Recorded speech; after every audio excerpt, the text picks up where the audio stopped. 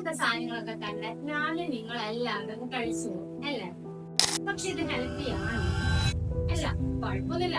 ഇപ്പൊ കഴിക്കുന്നതുകൊണ്ട് പ്രശ്നമൊന്നുമില്ല. കുറച്ച് പ്രായമായപ്പോ ഇതൊക്കെ ഒന്ന് കൺട്രോൾ ചെയ്യും അല്ലേ?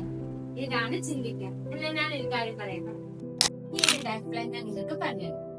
അതിനായി നമുക്ക് സാധാരണ ഒരു പ്ലേറ്റ്, നമ്മുടെ ഫുഡ് കഴിക്കുന്ന ഒരു പ്ലേറ്റ്, അതിന് നമുക്ക് 4ആയിട്ട് ഡിവൈഡ് ചെയ്യാം. ഈ 4ആയിട്ട് ഡിവൈഡ് ചെയ്യുന്നതിൽ ഒരു പോർഷൻ കാർബോഹൈഡ്രേറ്റ്, അത് വളരെ കുറഞ്ഞ തോതിൽ മതി. അത് നമുക്ക് ചോറോ ചപ്പാത്തിയോ അങ്ങനെ എന്തെങ്കിലും ആക്കാം. പിന്നെ ഒരു പോർഷൻ എന്ന് പറയുന്നത് പ്രോട്ടീൻ. ഈ പ്രോട്ടീൻ എന്ന് പറയുന്നത് നമുക്ക് മുട്ട, കടല, ചെറുപയർ ഇതെല്ലാം ഉൾപ്പെടുന്നത്. പിന്നെ ഒരു പോർഷൻ എന്ന് പറയുന്നത് ഫ്രൂട്ട്സ് ആണ്.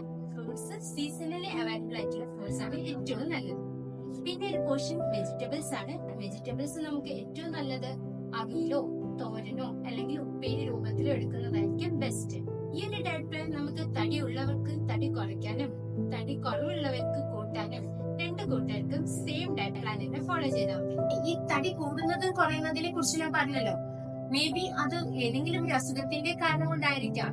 PCOD-യോ തൈറോയിഡോ അല്ലെങ്കിൽ വേറെ എന്ത് ഇൽനെസ് കൊണ്ടും ആവാം.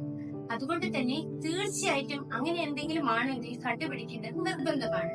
പിന്നെ ഈ ഡയറ്റിനെ കുറിച്ച് കൂടുതൽ അറിയാൻ വേണ്ടിയിട്ട് നിങ്ങൾ കമന്റ് ബോക്സിൽ ഡയറ്റ് എന്ന് കമന്റ് ചെയ്യുക.